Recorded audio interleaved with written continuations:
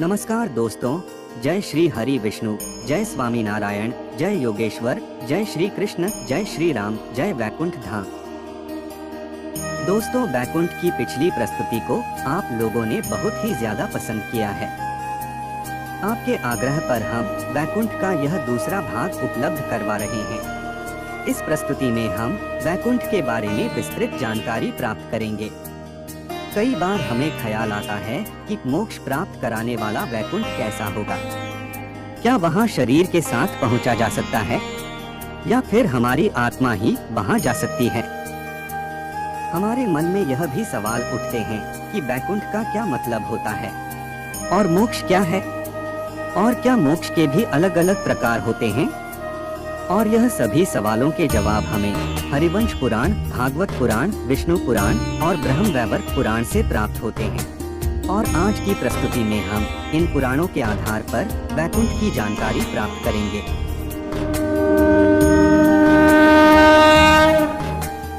प्रधान पुरुष व्यक्त कलानाम परमं हि यात् पश्यन्ति सूर्यं शुद्धं तद विशो परमं पदम। अर्थात पदार्थ, आत्मा, अभिव्यक्ति और समय से परे क्या है, उसे योग्यता प्रदान शुद्ध मुनि देख सकते हैं। वही विष्णु का परम धाम वैकुंठ है। और वैकुंठ पदार्थ, आत्मा, अभिव्यक्ति और समय से परे कैसे हो सकता है? इसी बात को समझने के लिए हमें सर्जनहार के द्वारा बनाए गए डायमेंशन यानी कि आयामों के बारे में जानना होगा। आपने 2D और 3D कार्टून फिल्मों के बारे में तो सुना ही होगा। हमारा भौतिक जगत भी इस 3D यानी त्रिआयामी थर्ड डायमेंशन से व्याप्त है और चौथा आयाम है समय।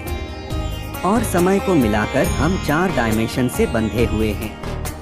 पहला आयाम है लंबाई, दूसरा आयाम है चौड़ाई, तीसरा आयाम है गहराई और चौथा आयाम है समय। समय को भी हम आगे बढ़ता हुआ महसूस कर सकते हैं, लेकिन उसमें आगे भविष्य में और पीछे भूतकाल में नहीं जा सकते। और यही हमारी इस जगत में मर्यादा है।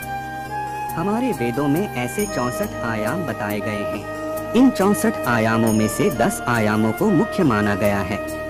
हिंदू शास्त्रों के अनुसार भूलोक, भुवरलोक और स्वर्गलोक हमारी 4 आयामी सृष्टि में ही बसे हुए हैं। 5वें आयाम को ब्रह्मा आयाम कहा गया है। इसी आयाम में ब्रह्मा निवास करते हैं। यहाँ का समय अलग है। हिंदू धर्म में काल अर्थात समय की धारणा बहुत ही वैज्ञानिक है। एक त्रिश्रेणु से लेकर एक क्षण तक, एक क्षण से लेकर दंड तक, दंड से लेकर मुहूर्त और मुहूर्त से लेकर प्रहर, प्रहर से लेकर दिवस तक, दिवस से लेकर पक्ष,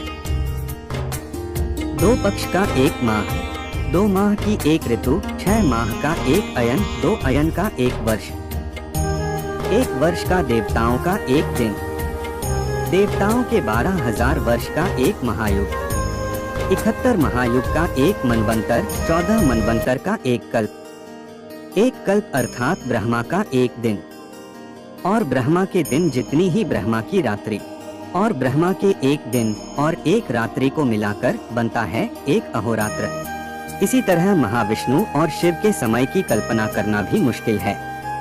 इसके बाद आगे 6ठे आयाम में महाविष्णु निवास करते हैं। महाविष्णु के भी 3 भाग हैं, कारणोदकशायी विष्णु, गर्भोदकशायी विष्णु और क्षीरोदकशायी विष्णु। इसमें कारणोदकशायी अर्थात महाविष्णु तत्वादि का निर्माण करते हैं, जिससे इन 5 आयामों का निर्माण होता है। इसे ही महत कहा जाता है और जिनके उदर में समस्त ब्रह्मांड हैं।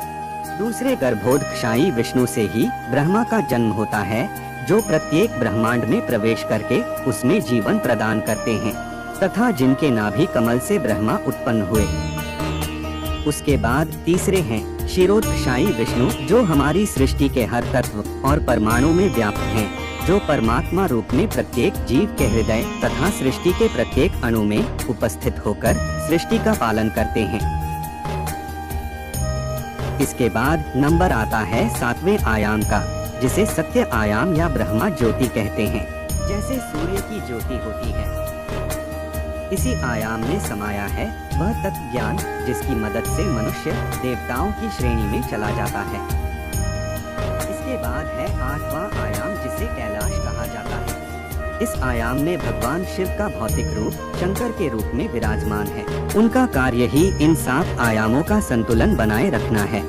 इसीलिए सिद्धयोगी भगवान शिव की आराधना करते हैं, क्योंकि हर योगी वहां जाना चाहता है। उसके बाद है 9वां आयाम, जिसे पुराणों में वैकुंठ कहा गया है। इसी आयाम में नारायण निवास करते हैं, जो हर आयाम को चलायमान रखते हैं। मोक्ष को प्राप्त करने का मतलब है इसी आयाम में समा जाना। हर आयाम इसी से बना है। यही आयाम सभी आयामों का निर्माण करता है। मोक्ष की प्राप्ति कर हर आत्मा शून्य में लीन होकर इसी आयाम में लीन हो जाती है। इसके बाद नंबर आता है 10वें आयाम का, जिसे अनंत कहा गया है।